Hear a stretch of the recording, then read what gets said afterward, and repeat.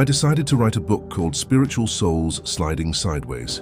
I wanted to understand if there was any compassion and love for humanity left inside of anyone. I wanted to prove to myself how much humanity could not be helped, even when given the truth.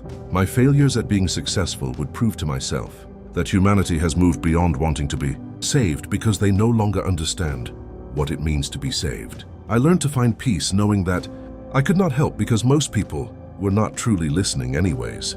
I needed to understand it was not my fault for not helping humanity more. I needed to know that humanity had and has become too dim to comprehend what it would take to overcome this present spiritual darkness. I am thankful to know there is very little I can do for humanity. I realize that I may not be chosen by God.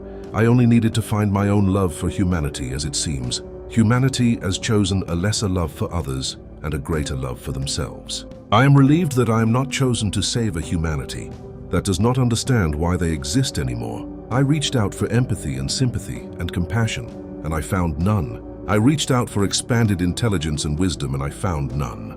Most of humanity has proven to me how much humanity loves themselves. I can rest from the mission of hope. I can rest from the mission of humanity united under true wisdom. I will still write and share, but I know now how little humanity has come to understand this spiritual journey through spiritual darkness on earth. I have come to understand how much of humanity have self-defined their journeys and live within a self-created security that is full of information that helps them to feel safe, even if their information only works for them. I am sad that humanity has moved on into a headspace that is so self-consumed that they cannot see they need to be saved from anything.